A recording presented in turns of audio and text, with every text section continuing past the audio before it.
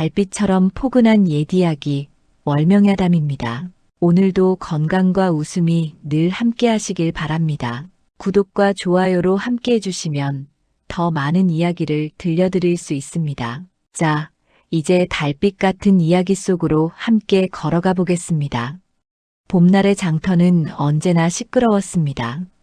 떡 파는 아낙네의 구성진 목소리, 생선 장수의 흥정소리, 그 사이로 오가는 사람들의 발걸음이 뒤섞여 하나의 소란을 이루던 때였지요. 서윤복은 양반댁 머슴으로 10년을 넘게 살아온 사내였습니다. 26의 나이에도 장가 한 번 못 들고 주인 하도정의 심부름이나 받들며 사는 처지였지요. 그날도 안채에서 필요한 물건을 사오라는 분부를 받아 장터로 나온 길이었습니다. 윤복이 배와 실을 고르고 있을 때였습니다. 장터 한쪽에서 고함 소리가 들려왔지요. 이것들아, 다들 모여보시게. 이 계집 하나 팔아넘긴다. 사람들이 우르르 몰려들었습니다. 윤복도 무심코 그쪽으로 고개를 돌렸지요. 장터 귀퉁이, 큰 느티나무 아래에 중년의 사내 하나가 서 있었고 그 옆에는 젊은 처녀 하나가 고개를 떨구고 있었습니다. 처녀의 차림새는 남루했습니다. 치마 저고리는 기운 자국이 여러 곳이었고 머리는 산발이 되어 어깨에 흘러내렸지요. 하지만 그보다 윤복의 눈길을 끈 것은 처녀의 얼굴이었습니다. 멍하니 허공을 바라보는 눈빛, 입은 반쯤 벌어진 채 아무 말도 하지 않는 모습이 마치 넋을 잃은 사람 같았습니다. 이 계집은 말도 잘 못 알아듣고 일도 못합니다 그려. 손이 느려터졌고 시키는 일마다 엉망으로 만드는 것이 꼭 바보 같소이다. 사내가 처녀의 어깨를 거칠게 잡아 끌었습니다. 처녀는 비틀거리면서도 아무런 저항을 하지 않았지요. 그저 고개만 더 깊이 숙인 채 두 손을 가지런히 모으고 있을 뿐이었습니다. 그럼 왜 파시오? 구경꾼 중 한 사람이 물었습니다. 먹여 살리기 아깝지 않겠소? 일은 못하는데 밥은 또 축낸단 말이오. 싸게 넘길 테니 품 하나 필요한 양반 있으면 데려가시구려. 사내가 말을 마치자마자 회초리를 들어 처녀의 등을 내리쳤습니다. 철썩 소리가 장터에 울려 퍼졌지요. 처녀는 움찔했지만 여전히 아무 말도 하지 않았습니다. 다시 한 번, 두 번 매가 떨어졌고 처녀의 어깨가 떨렸습니다. 윤복은 그 모습을 보며 발걸음을 떼지 못했습니다. 사람들은 웅성거리며 구경만 할 뿐 아무도 나서지 않았지요. 누군가는 바보 계집을 누가 사겠나 하고 웃었고 또 누군가는 제 한 몸 건사하기도 힘든 세상에 하며 고개를 저었습니다. 얼마요? 윤복은 자신도 모르게 입을 열고 있었습니다. 사내가 윤복을 쳐다보았지요. 5냥이면 되겠소. 그 이상은 아깝소. 5냥. 윤복이 10년 넘게 모은 돈이 고작 10냥이었습니다. 그중 절반을 내놓으라는 것이었지요. 윤복은 잠시 망설였습니다. 그 돈은 언젠가 작은 땅 한 뙑이라도 장만하려고 아껴두었던 것이었습니다. 하지만 처녀가 다시 한번 매를 맞았을 때 윤복은 품에서 돈주머니를 꺼냈습니다. 여기 있소. 윤복이 5냥을 내밀자 사내는 재빨리 받아들고는 처녀의 팔을 밀어냈습니다. 자, 이제 이 계집은 당신 것이오. 잘 부려먹으시구려. 사내는 그 말을 남기고 사람들 사이로 사라졌습니다. 장터는 다시 제 소란을 되찾았고 사람들은 관심을 거두고 흩어졌지요. 윤복은 처녀 앞에 섰습니다. 처녀는 여전히 고개를 숙인 채 움직이지 않았습니다. 일어서시오. 이제 나를 따라와야 하오. 윤복이 말했지만 처녀는 대답이 없었습니다. 한참을 기다린 끝에 처녀가 고개를 조금 들었지요. 그 눈빛은 여전히 멍했고 초점이 없었습니다. 네. 겨우 들릴 듯 말 듯한 목소리였습니다. 윤복은 처녀를 이끌고 장터를 빠져나왔습니다. 돌아가는 길 윤복은 처녀에게 물었습니다. 이름이 무엇이오? 가율, 가율이라. 본관은? 처녀는 대답하지 않았습니다. 윤복은 더 묻지 않았지요. 이름만 알아도 좋겠습니다. 양반댁에 돌아왔을 때 사랑채 마루에서 하도정이 윤복을 보았습니다. 그 옆에는 다른 하인 몇이 모여 있었지요. 윤복아, 그 계집은 누구냐? 도정이 물었습니다. 윤복은 고개를 숙였습니다. 장터에서 데려온 계집입니다. 장터에서 사왔다는 말이냐? 그러합니다. 도정이 코웃음을 쳤습니다. 바보 머슴이 바보 계집을 사왔구나. 얼마 주고 샀느냐? 5냥입니다. 5냥? 도정이 웃음을 터뜨렸습니다. 너 같은 것이 어디서 5냥을 구했느냐? 아무리 그래도 쓸모없는데 돈을 쓰다니. 옆에 있던 하인들도 낄낄거렸습니다. 윤복은 아무 말도 하지 않았지요. 가율은 윤복의 뒤에 서서 고개를 더 깊이 숙였습니다. 뭐 좋다. 어차피 내 돈이니 내 마음이지. 하지만 그 계집이 쓸모가 있어야 할 것 아니냐. 일을 못하면 너도 함께 구박받을 줄 알아라. 도정은 그렇게 말하고는 사랑채로 들어갔습니다. 하인들도 하나둘 흩어졌지요. 윤복은 가율을 행랑채 구석진 곳으로 데려갔습니다. 그곳은 윤복이 기거하는 방 옆, 빈 방이었지요. 벽은 낡았고 문풍지는 찢어져 있었지만 그래도 비를 피할 수는 있는 곳이었습니다. 여기서 쉬시오. 밥은 이따가 가져다 주겠소. 윤복이 말했습니다. 가율은 고개를 끄덕였지요. 그리고 방 안으로 들어가 벽에 기대 앉았습니다. 윤복은 가율의 등에 난 매 자국을 보았습니다. 옷 위로도 드러나는 붉은 흔적들.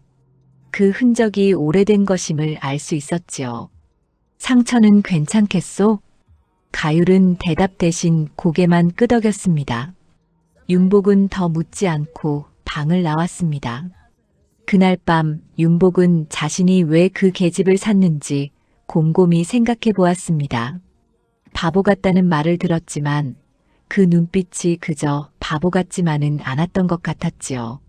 무언가 숨기고 있는 듯한, 두려움에 떠는 듯한 그 눈빛이 윤복의 마음 한구석을 건드렸던 것이었습니다.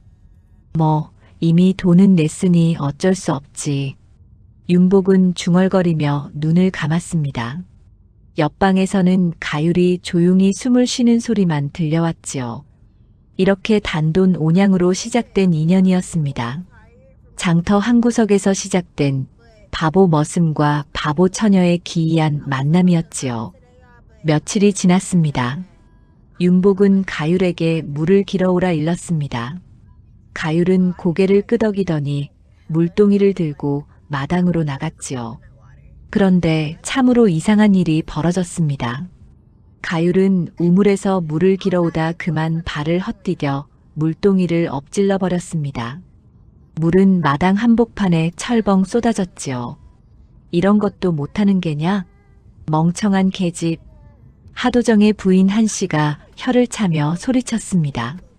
윤복은 얼른 가율을 거들어 물을 다시 길어왔습니다. 가율은 멍하니 고개만 숙이고 있었지요. 그 모습을 보던 하인들은 서로 눈짓을 주고받으며 킥킥거렸습니다. 다음 날은 더 기가 막힌 일이 있었습니다. 부엌에서 그릇을 나르던 가율이 그만 손을 놓쳐 그릇을 마루에 떨어뜨렸습니다. 그릇은 와장창 깨져버렸지요. 하인들은 모두 혀를 끌끌 차며 뒷말을 했습니다. 저런 바보 계집을 돈 주고 사왔다니 윤복이도 바보가 맞구먼. 그러게 말이야. 5냥이나 낭비했지 뭐야. 윤복은 비웃음을 듣고도 아무 말 없이 깨진 그릇을 치웠습니다. 가율은 옆에서 작아진 몸으로 바들바들 떨고만 있었지요. 윤복이 조심스럽게 말을 건넸습니다. 괜찮다. 다치지는 않았느냐? 가율은 고개만 끄덕였을 뿐 말이 없었습니다. 눈도 제대로 마주치지 않고 계속 땅만 보고 있었지요. 사흘째 되는 날이었습니다. 가율은 마당을 쓸다가 빗자루를 거꾸로 잡고 있었습니다. 한씨가 그 모습을 보고는 기가 막혀 손뼉을 쳤지요. 아니, 빗자루도 제대로 못 잡는 게냐? 도대체 뭘 할 줄 아는 게 있기는 한 거냐? 가율은 그제야 빗자루를 바로 잡았습니다. 하지만 손이 떨려서인지 빗자루질도 엉망이었지요. 마당의 먼지는 이리저리 날아다닐 뿐 제대로 모이지 않았습니다. 윤복은 그런 가율을 보며 한숨을 쉬었습니다. 장터에서 매맞던 모습이 안쓰러워 사왔는데 정녕 아무것도 할 줄 모르는 아이였던 것일까요? 하지만 이미 데려온 이상 어쩔 도리가 없었습니다. 천천히 하거라. 서두르지 말고. 윤복은 그렇게 다독이며 가율에게 다시 빗자루를 쥐어주었습니다. 밤이 되었습니다. 윤복은 마당을 가로질러 사랑채 뒤편으로 가던 길이었습니다. 마침 볼 일이 있어 뒷간으로 향하던 참이었지요. 그런데 멀리서 희미한 그림자가 하나 보였습니다. 자세히 보니 가율이었지요. 가율은 사랑채 뒤편 담장 아래 쪼그리고 앉아 무언가를 들여다보고 있었습니다. 윤복은 걸음을 멈추고 멀찍이서 바라보았습니다.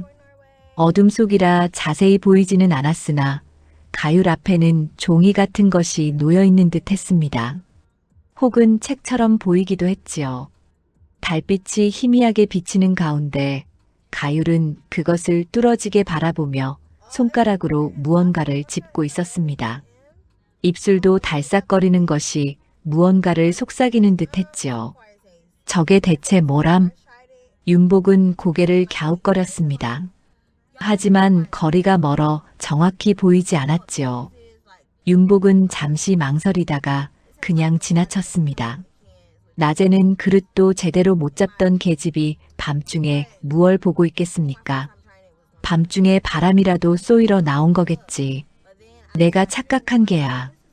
윤복은 그렇게 혼잣말을 하며 자기 처소로 돌아갔습니다. 하지만 마음 한구석에 묘한 느낌이 남았지요. 다음 날 아침 마을 촌장 유만석이 윤복을 불러 세웠습니다. 유만석은 마을 어귀에서 윤복을 기다리고 있었지요. 윤복아, 내가 사온 그 계집의 말이다. 예, 촌장님. 무슨 일이십니까? 글쎄 말이야. 내가 보기엔 어딘가 사연이 있어 보이더구나.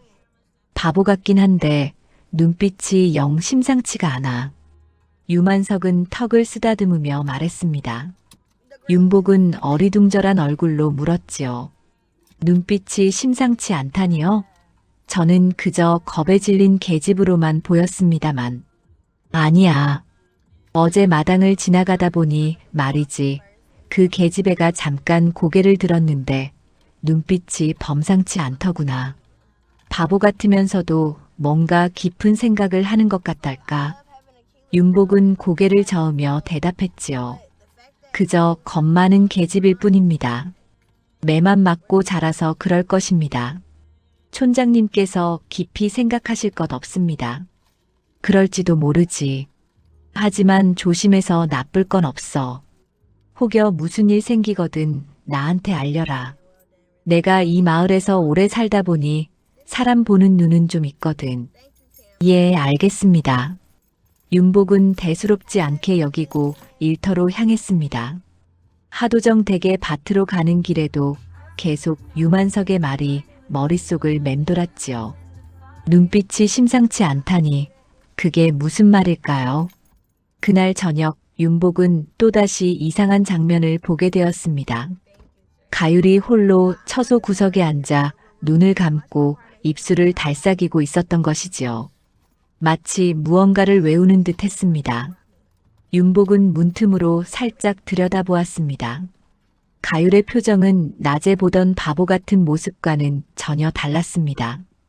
오히려 무언가를 애타게 되새기는 듯한 간절한 빛이 서려 있었지요. 눈썹은 찌푸려져 있었고 입술은 바들바들 떨리고 있었습니다. 그 표정 속에는 두려움과 함께 무언가 결연한 기운도 섞여 있었지요. 저 아이가 정말 바보일까? 윤복은 처음으로 그런 의문을 품게 되었습니다. 낮에는 물동이도 엎지르고 그릇도 깨뜨리는 멍청한 계집이 밤만 되면 왜 저리 달라 보이는 것일까요? 윤복은 조용히 몸을 돌려 제 처소로 돌아갔습니다. 하지만 잠은 쉽게 오지 않았지요. 가율의 눈빛이 자꾸만 떠올랐습니다. 그 속에 담긴 두려움과 분함, 그리고 무언가를 꼭 참고 견디는 듯한 기색이 말입니다. 며칠이 더 흘렀습니다. 어느 날 오후 하도정이 사랑채에서 나와 마당을 가로지르고 있었습니다. 마침 가율이 장작을 나르고 있었지요. 하도정은 그 모습을 보고 걸음을 멈추었습니다. 온양을 주고 사온 계집이 저것이더냐? 하도정이 턱짓으로 가율을 가리키며 물었습니다. 마당 한쪽에서 일하던 윤복이 황급히 고개를 숙였지요. 예, 그러했습니다. 참 가소롭구나. 저런 멍청한 계집을 온양이나 주고 사오다니. 윤보가, 내 놈도 바보가 따로 없구나. 하도정은 비웃음을 흘리며 가율을 위아래로 훑어보았습니다. 가율은 고개를 푹 숙인 채 장작을 꼭 껴안고 서 있었지요. 윤복은 아무 말도 하지 못한 채 그저 고개만 더 깊이 숙였습니다. 바보 머슴이 바보 계집을 사왔으니 이 집안에 바보가 둘이구만.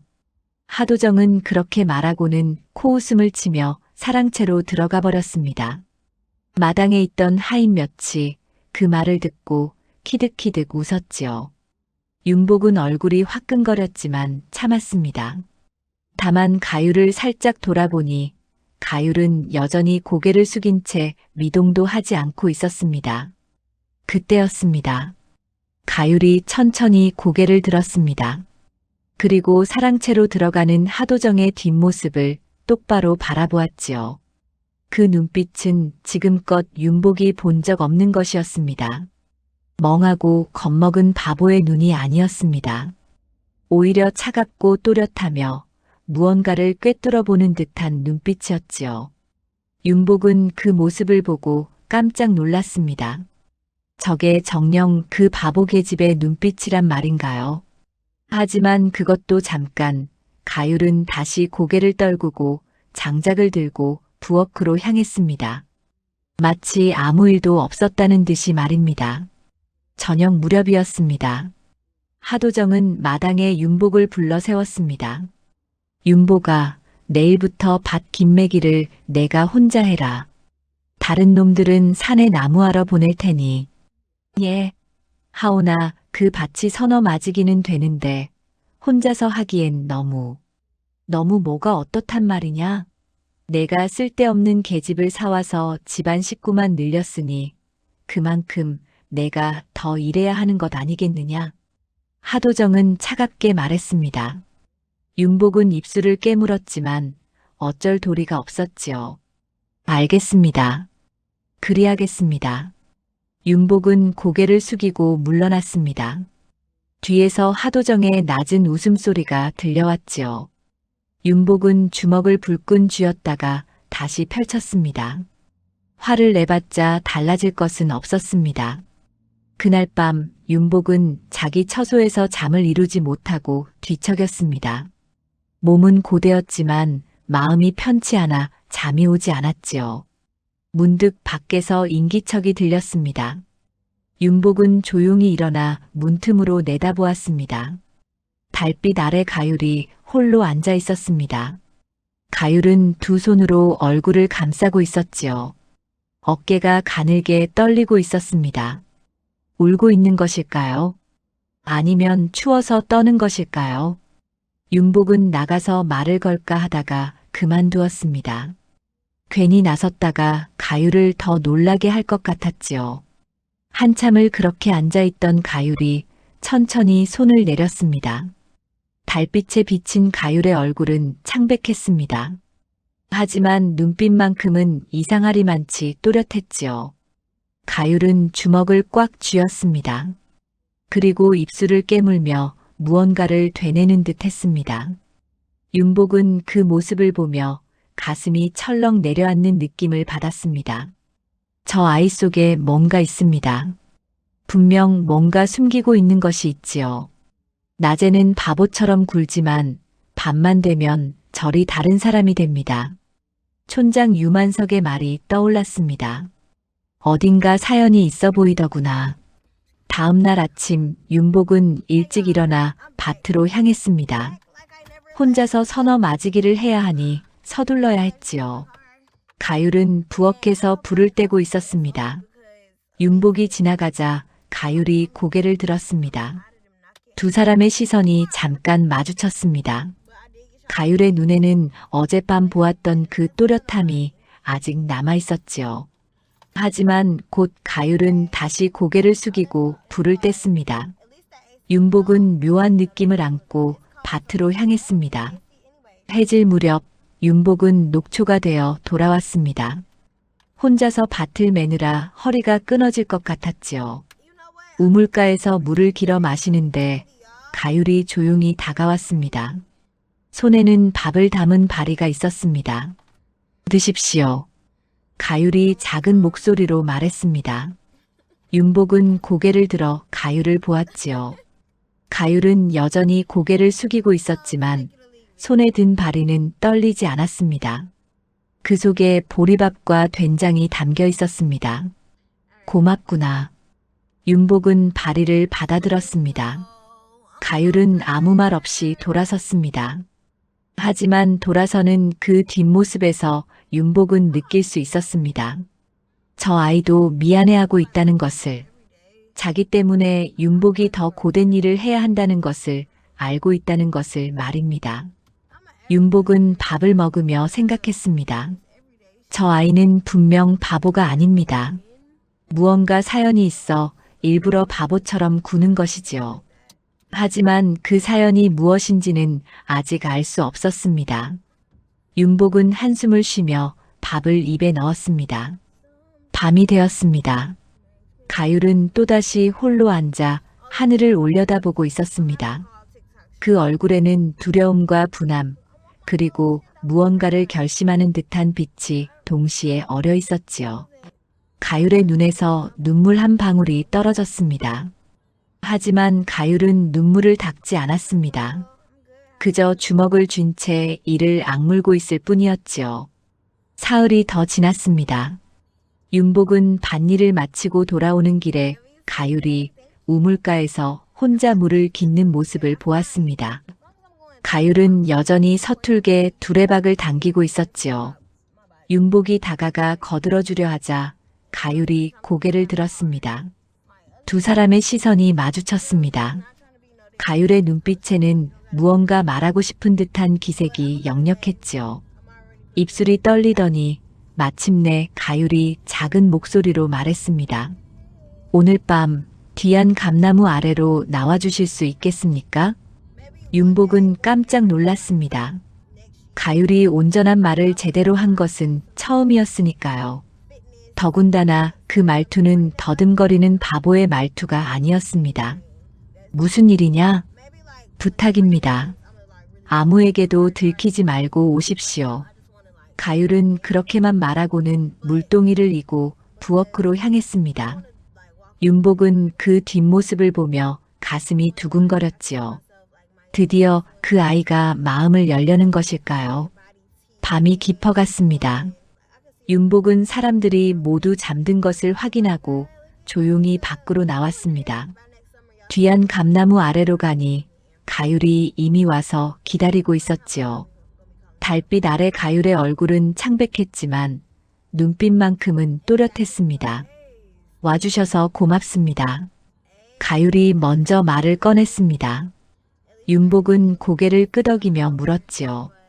무슨 말을 하려는 게냐? 내가 사실은 바보가 아니라는 것은 이미 알고 있다. 가율은 잠시 망설이다가 천천히 입을 열었습니다. 떨리는 목소리였지만 또박또박 또렷했지요. 제 본래 이름은 정가율입니다. 저는 원래 중인 집안의 딸이었습니다. 중인 집안이라니? 예. 저희 아버지는 관아에서 글과 장부를 다루는 일을 하셨습니다. 집안이 넉넉하지는 않았지만 그럭저럭 살아갈 만했지요. 가율은 잠시 숨을 고르고 말을 이었습니다. 그런데 3년 전 저희 집안에 큰 빚이 생겼습니다.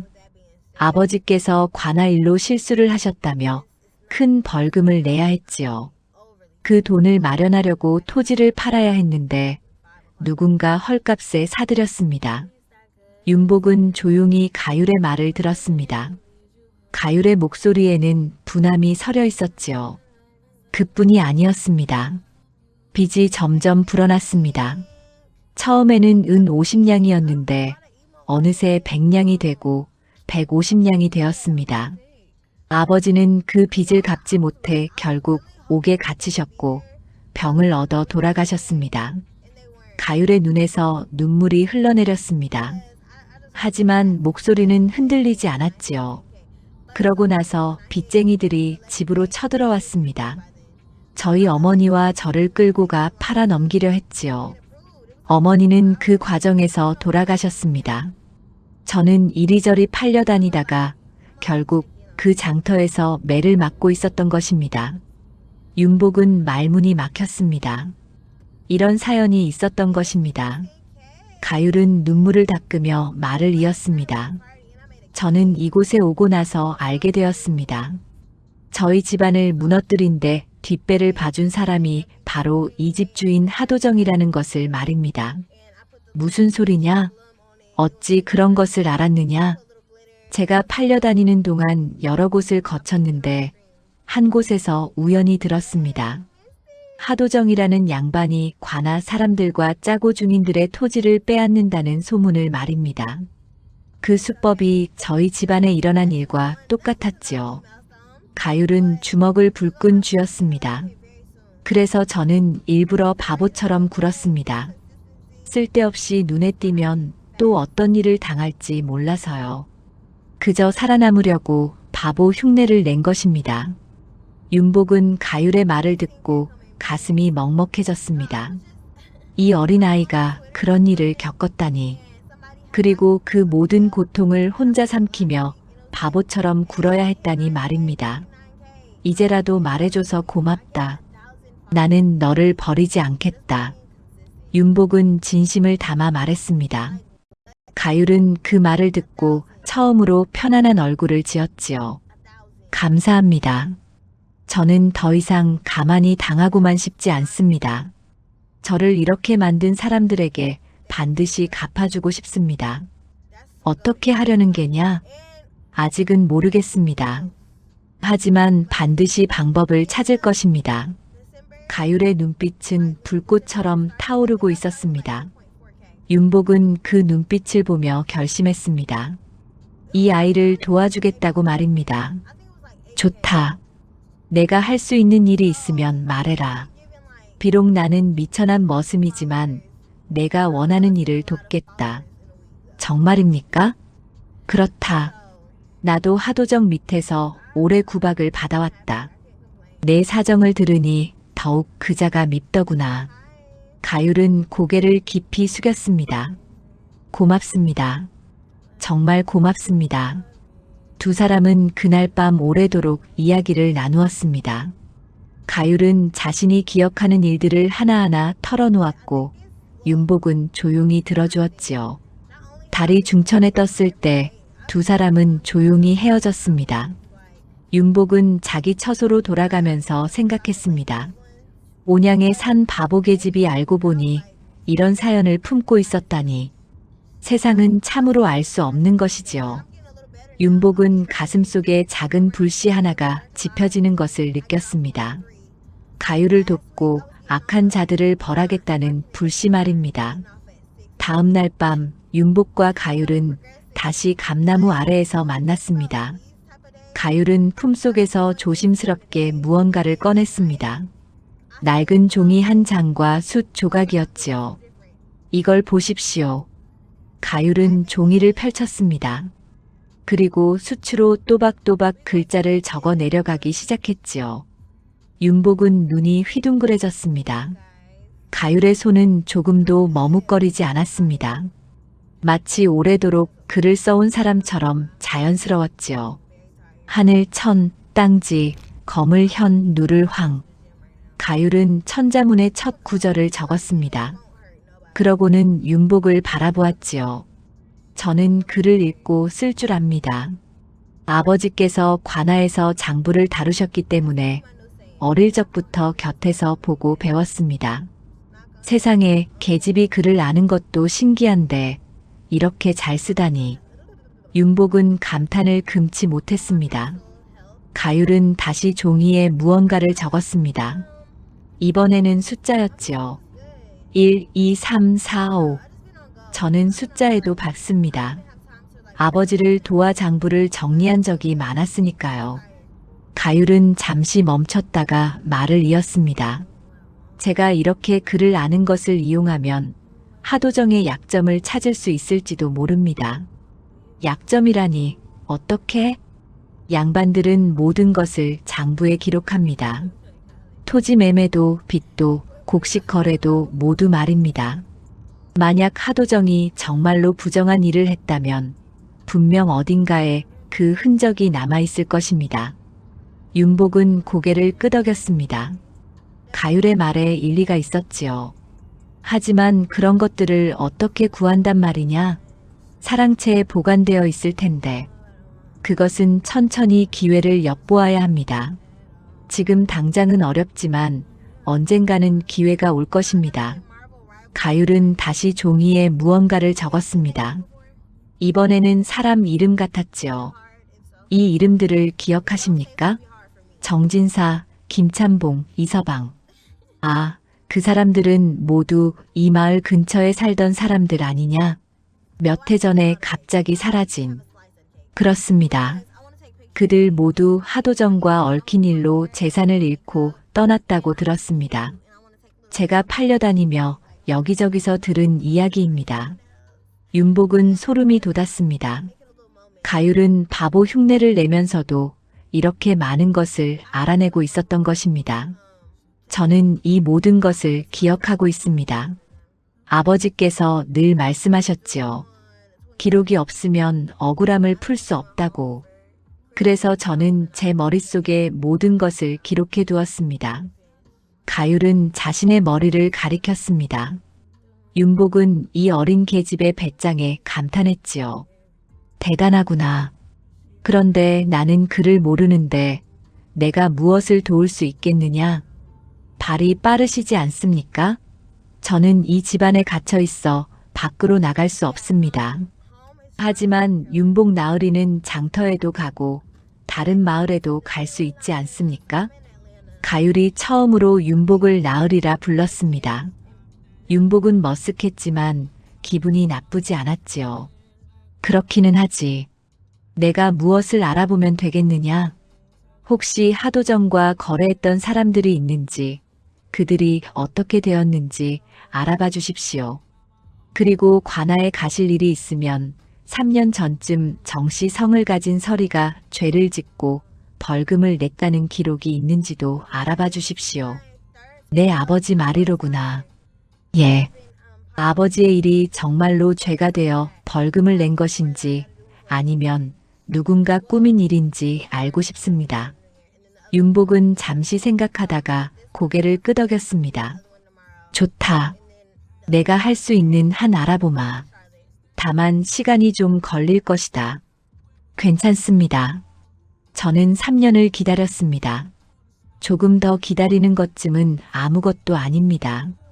가율의 목소리는 차분했지만 그 속에는 강한 의지가 담겨 있었지요. 윤복은 그런 가율을 보며 존경스러운 마음마저 들었습니다. 그런데 가율아, 한 가지 궁금한 것이 있다. 내가 밤마다 혼자 무언가를 보고 있던 것이 바로 이것이었느냐? 윤복이 가율이 들고 있는 종이를 가리키며 물었습니다.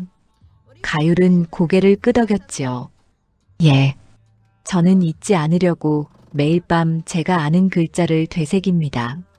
그리고 기억나는 이름들과 장부에 있던 숫자들을 떠올립니다. 참으로 기특한 아이로구나. 윤복은 진심으로 감탄했습니다. 가율은 수줍게 웃으며 종이를 다시 품속에 넣었습니다. 윤복 나으리, 저를 믿어주셔서 감사합니다.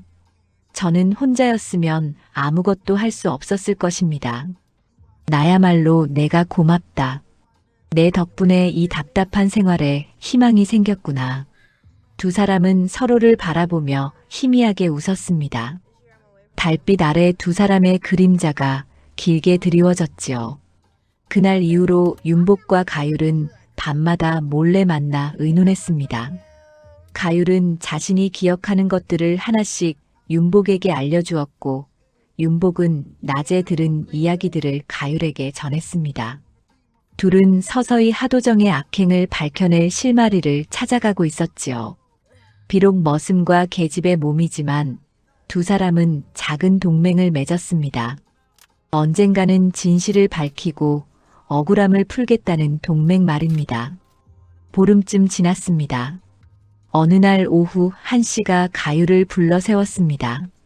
야, 이리 와봐라. 예. 가율이 고개를 숙이고 다가갔습니다. 한씨는 안채 마루를 가리키며 말했지요. 안채 뒤편에 쓰레기가 쌓여 있다. 어서 가서 치우고 태워버려라. 알겠습니다. 가율은 바구니를 들고 안채 뒤편으로 향했습니다. 그곳에는 과연 버려진 물건들이 여기저기 흩어져 있었지요. 낡은 집신, 깨진 그릇 조각, 해진 옷가지들이 뒤섞여 있었습니다. 가율은 조심스럽게 쓰레기를 주워 담기 시작했습니다. 그런데 집신 더미 사이에서 무언가 하얀 것이 보였습니다. 가율은 손을 뻗어 그것을 꺼냈지요. 종이였습니다. 그것도 여러 조각으로 찢어진 종이었습니다. 가율의 눈빛이 달라졌습니다. 종이 한 조각을 펼쳐보니 글자가 적혀 있었지요. 숫자도 보였습니다. 가율은 재빨리 주변을 살폈습니다. 다행히 아무도 보고 있지 않았습니다. 가율은 종이 조각들을 모두 주워 치마폭에 숨겼습니다. 그리고 나머지 쓰레기만 바구니에 담아 태웠지요. 일을 마친 가율은 아무렇지 않은 척 부엌으로 돌아왔습니다. 저녁때가 되었습니다. 가율은 윤복이 밥을 먹으러 오는 것을 기다렸습니다. 윤복이 나타나자 가율은 눈빛으로 신호를 보냈지요. 윤복도 그 의미를 알아차렸습니다. 밤이 깊어지자 두 사람은 다시 감나무 아래에서 만났습니다. 가율은 품속에서 종이 조각들을 꺼냈습니다. 이것을 보십시오. 달빛 아래서 가율은 종이 조각들을 하나씩 펼쳐 늘어놓았습니다. 그리고 조각들을 맞추기 시작했지요. 손놀림이 빨랐습니다. 마치 그림 맞추기를 하듯 조각들이 제자리를 찾아갔습니다. 이것은 장부입니다. 가율의 목소리가 떨렸습니다. 윤복은 몸을 앞으로 기울여 종이를 들여다보았지요. 무엇이 적혀 있느냐? 잠깐만 기다려 주십시오. 제가 읽어보겠습니다. 가율은 종이에 얼굴을 가까이 대고 글자를 읽기 시작했습니다. 달빛이 희미해 읽기가 쉽지 않았지만 가율은 한 글자 한 글자 또박또박 읽어나갔지요. 정민년 3월, 토지 매입, 청송리 밭 오마지기, 값 은 30냥.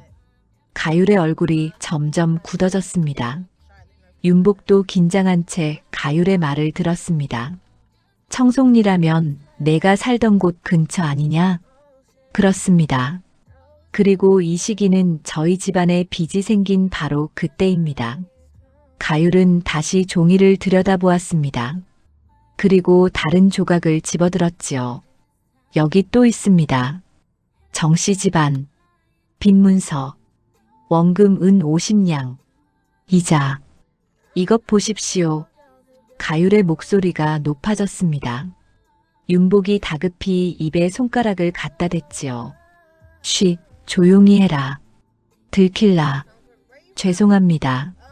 하지만 이것은 제 집안을 무너뜨린 바로 그 문서입니다. 가율은 손을 떨며 종이를 움켜쥐었습니다. 눈에서 눈물이 흘러내렸지요.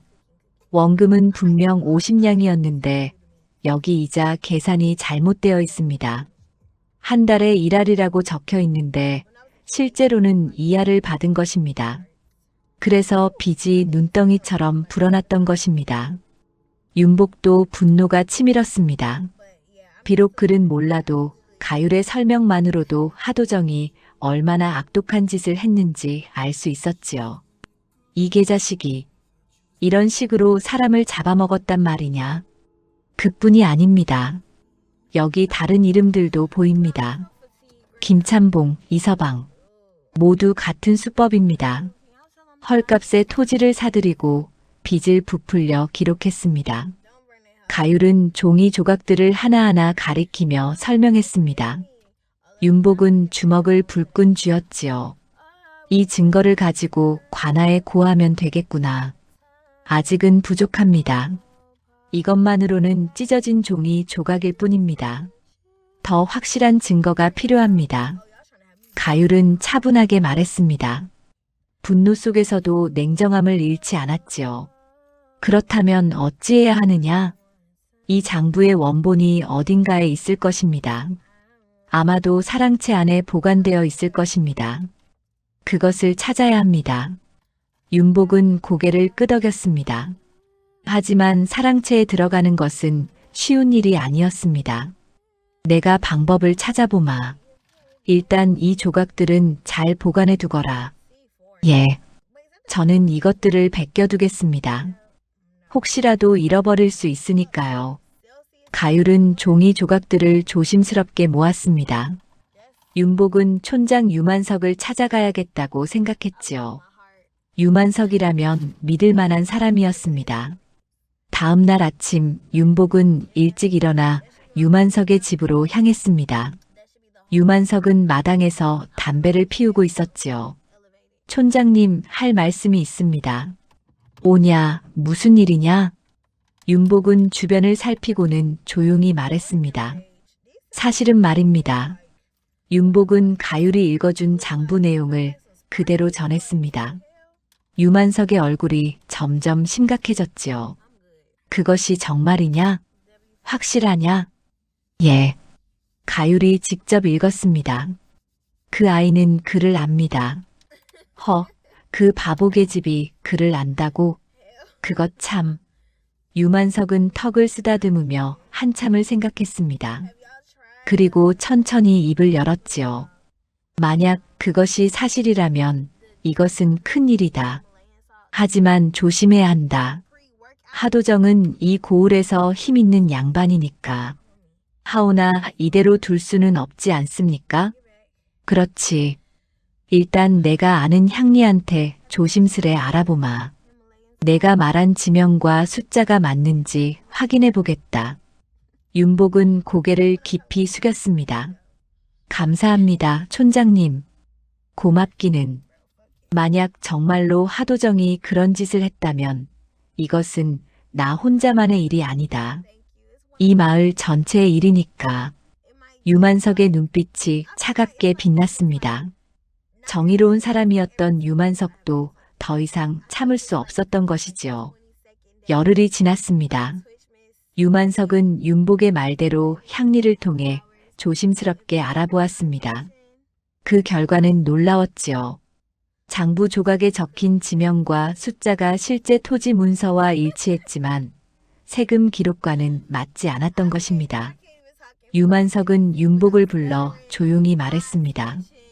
윤복아, 내 말이 맞았다. 하도정이 정말로 부정한 짓을 저질렀구나. 그렇다면 어찌해야 합니까? 향리께 장부 조각을 보여드려야겠다. 하지만 그 전에 내 계집애를 한번 만나봐야겠다. 직접 확인하고 싶구나. 윤복은 그날 밤 가율에게 유만석의 뜻을 전했습니다. 가율은 잠시 망설이다가 고개를 끄덕였지요. 사흘 뒤 유만석은 밤중에 몰래 감나무 아래로 왔습니다. 가율이 이미 와서 기다리고 있었습니다. 내가 정가율이냐? 예, 촌장 어른. 가율은 공손히 절했습니다. 유만석은 가유를 찬찬히 살펴보았지요. 윤복이한테 들었다. 내가 글을 안다고. 예. 배운 것이 많지는 않으나 장부는 읽을 줄 압니다. 가율은 품속에서 장부 조각들을 꺼냈습니다. 그리고 유만석 앞에 펼쳐놓았지요. 달빛 아래서 가율은 조각들을 하나하나 가리키며 설명했습니다. 여기 정민년 3월이라 적혀 있고 청송리 밭 오마지기를 은 30냥에 샀다고 되어 있습니다. 하지만 당시 시세로는 최소한 은 50냥은 받아야 할 땅입니다. 유만석은 감탄했습니다. 어린 계집애가 이렇게 또박또박 설명하다니 말입니다. 그리고 여기 이자 계산을 보십시오. 한 달에 1알이라 적어놓고 실제로는 2알을 받았습니다. 그래서 빚이 눈덩이처럼 불어난 것입니다. 이 악독한 짓을. 내 말이 맞다. 내가 향리께 확인한 것과 같구나. 유만석은 고개를 끄덕이며 장부 조각을 다시 들여다보았습니다. 이것만으로도 충분한 증거가 될 것 같은데 가율은 고개를 저었습니다. 아직 부족합니다. 이것은 찢어진 조각일 뿐입니다. 원본 장부가 필요합니다. 원본이라. 그것은 사랑채 안에 있겠지. 그렇습니다. 하지만 제가 들어갈 수는 없습니다. 세 사람은 한참을 궁리했습니다. 그때 윤복이 입을 열었지요. 제가 한 가지 방법을 생각했습니다. 며칠이 더 지났습니다. 어느 날 저녁 윤복은 하도정에게 불려갔습니다. 하도정은 사랑채에서 술을 마시고 있었지요. 윤복아, 내일 아침 일찍 읍내에 다녀와라. 향리댁에 편지를 전해주고 오너라.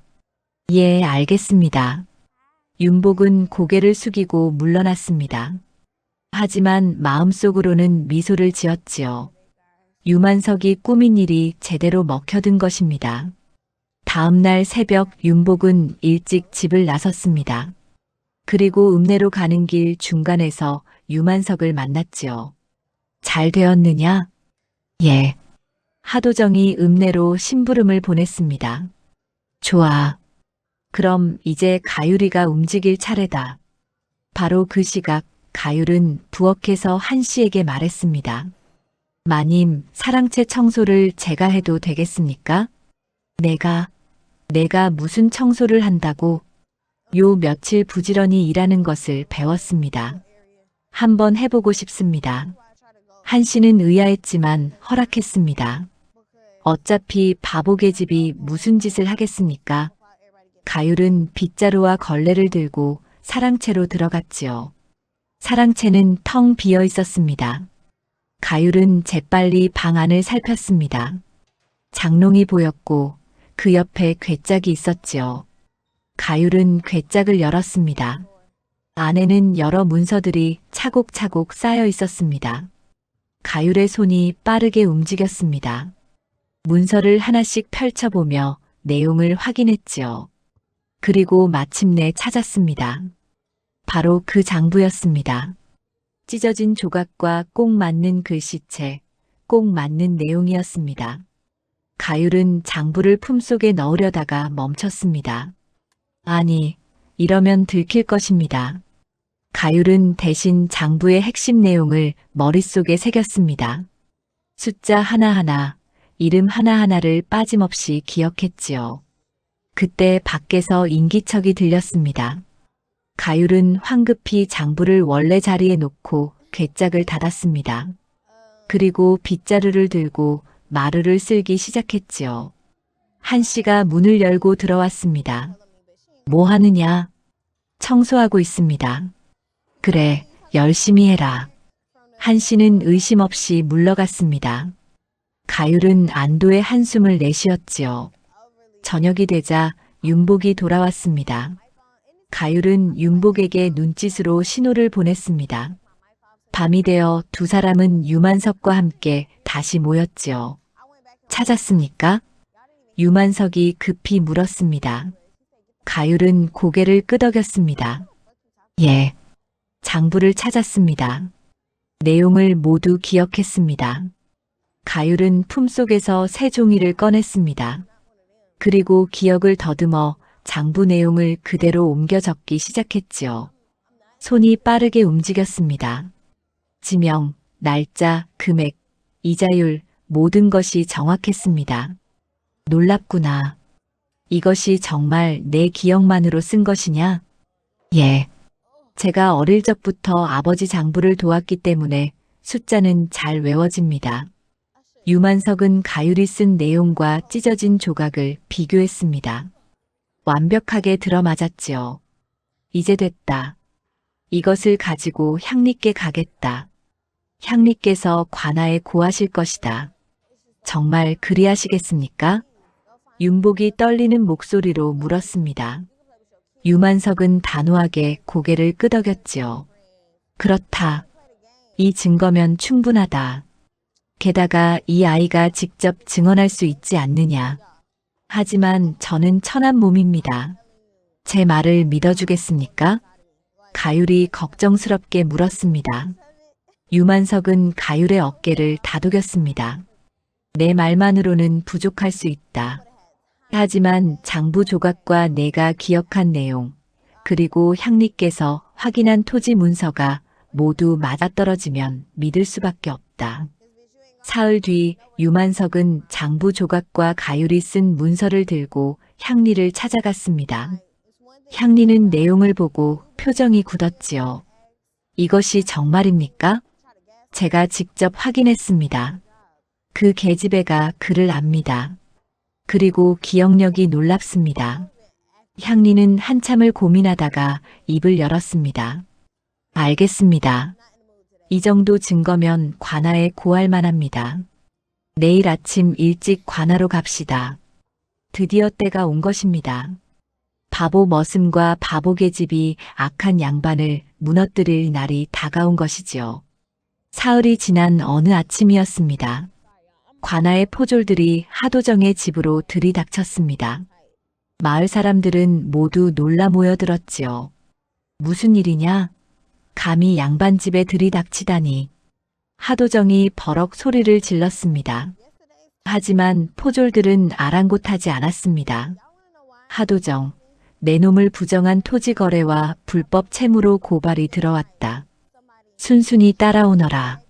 무슨 헛소리냐? 누가 감히 나를. 하도정은 발버둥 쳤습니다. 하지만 포졸들은 하도정의 팔을 붙잡고 끌어냈지요. 한씨는 그 광경을 보고 기절할 듯 비명을 질렀습니다. 포졸들은 사랑채로 들어가 뒤지기 시작했습니다. 윤복과 가율은 멀찍이서 그 모습을 지켜보았습니다. 가율의 손이 떨렸지요.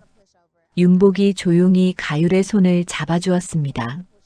괜찮을 것이다. 우리가 한 일이 옳은 일이니까. 잠시 뒤 포졸들이 사랑채에서 나왔습니다. 손에는 괴짝이 들려 있었지요. 그 안에는 여러 장부와 문서들이 가득했습니다. 이것들을 모두 압수한다. 마을 사람들은 수군거렸습니다. 하도정 집안에 무슨 일이 생긴 것일까요? 그렇게 위세가 당당하던 양반이 포졸들에게 끌려가다니 말입니다. 며칠이 지났습니다. 관아에서는 하도정의 집을 샅샅이 뒤졌습니다. 장부들을 하나하나 검토했지요. 가율이 기억해낸 내용과 장부 조각이 모두 들어맞았습니다. 토지 문서와 대조해 보니 헐값에 사들인 것도 확인되었습니다. 관아의 관리가 가율을 불러 물었습니다. 내가 정가율이냐? 예, 그렇습니다. 내가 이 장부를 읽었다는 것이 사실이냐? 예. 저는 아버지를 도와 장부 일을 배웠습니다. 가율은 떨리는 목소리로 대답했습니다. 관리는 장부 하나를 펼쳐 가율 앞에 놓았지요. 그렇다면 이것을 읽어보아라. 가율은 장부를 들여다보았습니다. 그리고 또박또박 읽기 시작했습니다. 지명도 숫자도 날짜도 모두 정확하게 읽어냈지요. 관리는 고개를 끄덕였습니다. 내 말이 맞다. 이 장부에는 분명 부정이 있다. 관아에서 조사가 끝나자 결과가 나왔습니다. 하도정은 여러 사람들의 토지를 헐값에 빼앗았고 빚을 부풀려 이자를 부당하게 받았습니다. 그 죄가 명명백백 밝혀진 것이지요. 하도정은 관아에 끌려가 곤장을 맞았습니다. 그리고 빼앗은 토지와 재산을 모두 돌려주어야 했습니다. 한씨도 사람들 입에 오르내리며 체면을 잃었지요. 집안의 하인들도 뿔뿔이 흩어졌습니다. 윤복은 관아로부터 공식적으로 머슴살이에서 풀려났습니다. 하도정이 죄인이 되었으니 그 밑에서 일하던 이들도 자유의 몸이 된 것이지요. 가율 역시 빚 때문에 팔려온 것이 밝혀지며 구속에서 풀려났습니다. 어느 날 저녁 윤복과 가율은 마을 어귀에 나란히 서 있었습니다. 석양이 두 사람의 뒷모습을 비추고 있었지요. 윤복이 먼저 입을 열었습니다. 가율아, 이제 어찌할 셈이냐? 이제 자유로운 몸이 되었는데. 가율은 한참을 말없이 있다가 조용히 대답했습니다. 모르겠습니다. 갈 곳도 없고 의지할 사람도 없습니다. 윤복은 잠시 망설이다가 가율을 돌아보았습니다. 그렇다면 나와 함께 살지 않겠느냐? 가율은 놀란 눈으로 윤복을 바라보았습니다. 윤복은 얼굴이 붉어지며 말을 이었지요. 내가 그날 온양을 낸 것은 바보라서가 아니었다. 내가 매를 맞는 모습이 너무 안쓰러워서였다. 그리고 내 눈빛에서 무언가 남다른 것을 느꼈다. 가율의 눈에서 눈물이 흘러내렸습니다. 그 온양이 제 목숨값이었습니다. 그리고 새 삶의 값이었습니다. 그렇다면 함께 새 삶을 시작하자. 나는 가진 것이 없지만 성실하게 일할 자신은 있다. 가율은 고개를 끄덕였습니다. 두 사람은 서로를 바라보며 희미하게 웃었지요. 며칠 뒤 윤복과 가율은 마을 바깥에 작은 초가 한 칸을 얻었습니다. 유만석과 마을 사람들이 힘을 모아 도와주었지요. 초가는 작았지만 따뜻했습니다. 윤복은 품팔이와 작은 농사를 지으며 살기로 했습니다. 가율은 그를 아는 힘으로 마을 사람들의 장부를 봐주는 일을 돕기로 했지요. 비록 많은 돈을 벌지는 못했지만 두 사람은 서로 의지하며 살아갔습니다. 어느 날 저녁 윤복은 밭일을 마치고 돌아왔습니다. 가율은 부엌에서 저녁을 준비하고 있었지요. 윤복이 문을 열자 가율이 돌아보며 환하게 웃었습니다. 어서 오십시오. 오늘은 물을 넣은 된장국을 끓였습니다. 고맙소. 냄새가 참 좋구려. 윤복은 가율이 차려준 밥상 앞에 앉았습니다. 보리밥 한 그릇과 된장국, 그리고 김치 몇 조각이 전부였지만 윤복의 얼굴에는 행복한 미소가 떠올랐지요. 가율아, 내가 참 복이 많지? 무슨 말씀이십니까? 온양으로 이렇게 좋은 아내를 얻었으니 말이야. 가율은 수줍게 웃으며 말했습니다. 저야말로 복이 많습니다. 그날 윤복 나으리가 아니었다면 저는 어찌 되었을지 모릅니다. 두 사람은 서로를 바라보며 조용히 밥을 먹었습니다. 밖에서는 가을 바람이 불어왔지만 작은 초가 안은 따뜻했지요. 마을 사람들은 두 사람을 더 이상 바보라 부르지 않았습니다. 오히려 온양 인연으로 악인을 무너뜨린 기특한 부부라며 칭찬했지요. 유만석도 두 사람을 보며 흐뭇해했습니다. 저 두 사람을 보게. 비록 미천한 몸이지만 옳은 일을 해내지 않았나. 참으로 기특한 이들이야. 그렇게 단돈 온양으로 시작된 윤복과 가율의 인연은 서로의 삶을 지켜주는 든든한 동무로 이어졌습니다. 두 사람은 비록 가난했지만 서로를 믿고 의지하며 행복하게 살아갔지요. 가을이 가고 겨울이 왔습니다. 윤복과 가율의 작은 초가에서는 연기가 피어올랐습니다. 그 연기는 새로운 삶의 시작을 알리는 듯 했지요. 온양에서 시작된 인연이 마침내 아름다운 결실을 맺은 것입니다.